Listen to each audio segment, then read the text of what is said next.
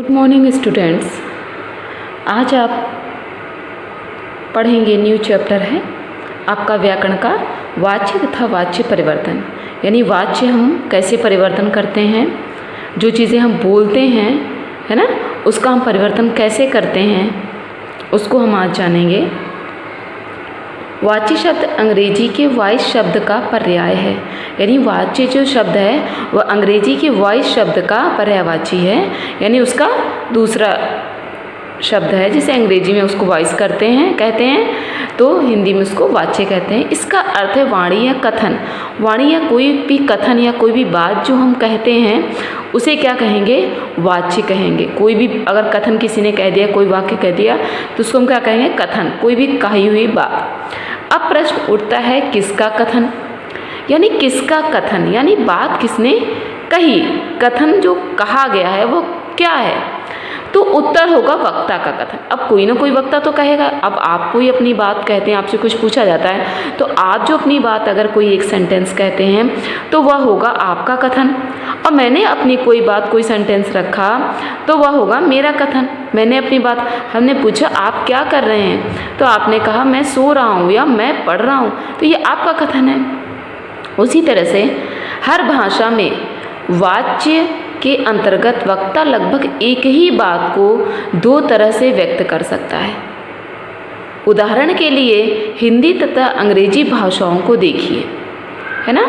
जैसे लड़की ने खाना खाया, लड़की ने खाना खाया, तो यहाँ पर देखिए, यहाँ पे लड़की क्या है, जिसने यह कथन कहा, मतलब जो यह कार्य कर रहा है, लड़की ने खाना खाया।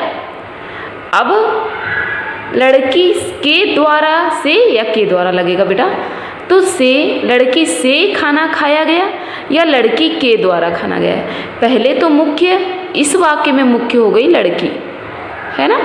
लेकिन यहाँ पे जब आता है के द्वारा, तब इस लड़की की प्रधानता ना होकर के द्वारा की प्रधानता हो जाती है, यानी उसके कर्म की प्रधानता हो जाती है। वहाँ पे उसका कार्य जो है वह निरस्त कर दिया जाता है, वह हटा दिया जाता है। अब हम इसको एक्सप्लेन के रूप में आपको बताते हैं। यद्यपि दोनों भाषाओं के दोनों वाक्यों का अर्थ सामान्यतः तो एक ही है, यानी दोनों का अर्थ एक ही है बच्चों, पर फिर भी दोनों के अर्थ में थोड़ा सा अंतर है। यानी दोनों में अंतर देखिए, यहाँ पे लड़की ने खाना खाया, लड़की ने खाना है कि लड़की के द्वारा खाना खाया गया। अब ये बात बताई जा रही है, लड़की के द्वारा खाना खाया गया। वाक्य एक में लड़की कर्ता के खाना खाए जाने के कार्य को वक्ता द्वारा बताया जा रहा है, यानी प्रधानता दी जा रही है। किसी ने बताया कि लड़की ने खाना खाया, ठीक है। आगे देखिए, जबकि वाक्य दो में उसके कार्य को निरस्त किया गया, यानी अब लड़की ने खाना नहीं खाया, लड़की के द्वारा खाना खाएगा। अब जो वक्ता बात कह रहा है उसको उसने उस सेंटेंस को बदल दिया, लड़की के द्वारा खाया गया। तो नकारने से तात्पर्य यह है कि यह दिखाना मानो खाना खाए जाने की क्रिया में लड़की की कोई भूमिका नहीं है, यानी लड़की के द्वारा खाया गया है, यानी के द्वारा खाया गया। लड़की ने खाना खाया, वो तो दूसरा अर्थ हो गया। पहले जब ये सेंटेंस था सिंपल, तब लड़की के द्वारा कार्य, लड़की की प्रधानता थी यहाँ पे, है ना। तो अब यही कह रहे हैं कि इस तरह भाषा में एक ही बात को दो तरह से कहा जाए तो एक वाक्य इस तरह का हो सकता है जिसमें वक्ता कर्ता के कार्य को प्रधानता का या महत्व दे।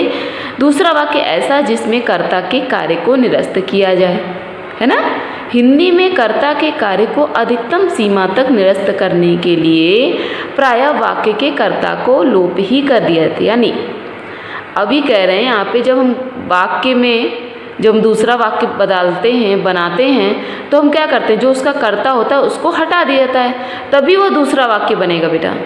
दूसरा वाक्य तभी बदलेगा, तभी परिवर्तन आएगा उसमें, जब हम कर्ता को गौण कर देंगे, कर्ता को वहाँ से हटा देंगे। जैसे अब यहाँ पे एक उदाहरण देखिए जो तीनों में हम देखेंगे।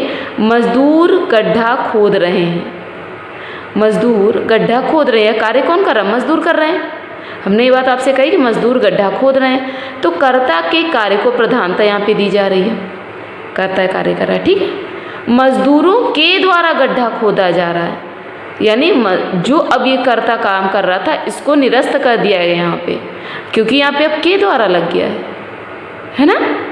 अब एक उदाहरण देखिए, गड्ढा खोदा जा रहा है, कर्ता के कार्य को अधिकतम सीमा तक निरस्त किया जा रहा है, यानी बिल्कुल ही निरस्त कर दिया गया। पहले तो था भी कि उसके द्वारा यह कार्य किया जा रहा है ना।